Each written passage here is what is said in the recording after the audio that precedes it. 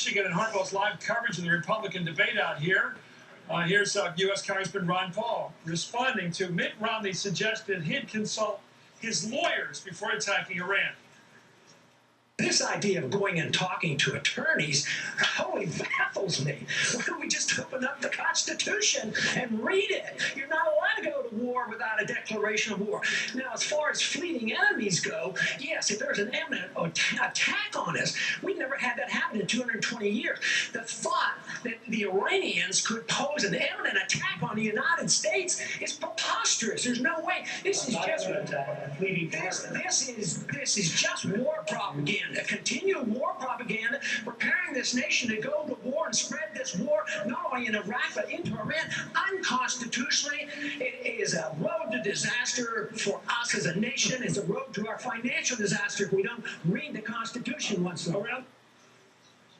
We're here with Republican presidential candidate Ron Paul. You know, I just know that there are people all over the country jumping up and down with glee. Now, they're not all Republicans. A lot of them are Democrats and independents, but how come the big number of people in this country who think this war was a huge mistake, who believe that all this talk of going to Iran is just war fever, that we're getting a big build-up or propaganda build-up to go to war, why don't they have, since they dominate the polls, why don't they dominate the politics?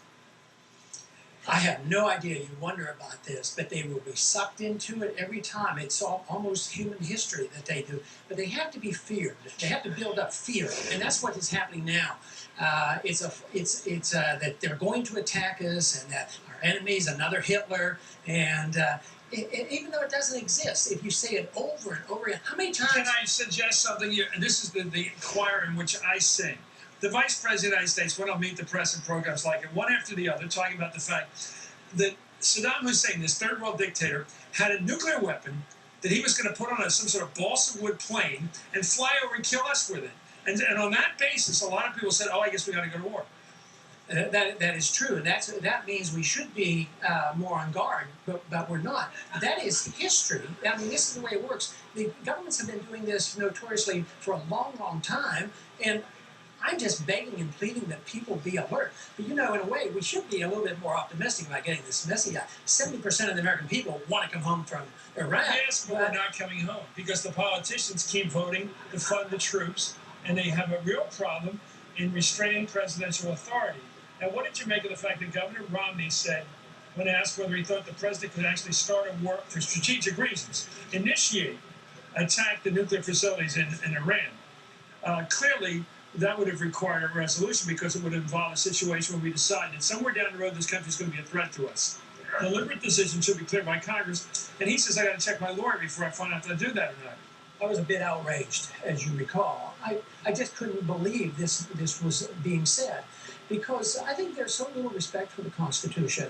Matter of fact, I think to bomb somebody is an act of war. You should have a declaration of war, not just a resolution. Just think of how many less wars we would have been fighting since World War II. We wouldn't have been fighting any of these wars if I had my way. Think about how many men and women would be alive today. How many would be not injured if we just followed the rules. Don't go to war unless you declare. Look at all the wars we've had, rather than the Bushes. We've gone to war with the Panamanian dictator, with Noriega. We went to war with Grenada. That was supposed to be a threat. Then you wonder why the South Americans have so little respect for us when we go in there and arrest the president and bring him up and put him in our prisons.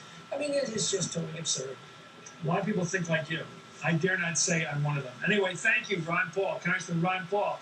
Up next, Congressman Duncan Hunter joins us. You're watching it, Hardball, only on MSNBC, and we're covering the Republican presidential candidates debate, which is going to be on MSNBC at 9 o'clock tonight. We just did it here. We'll be right back.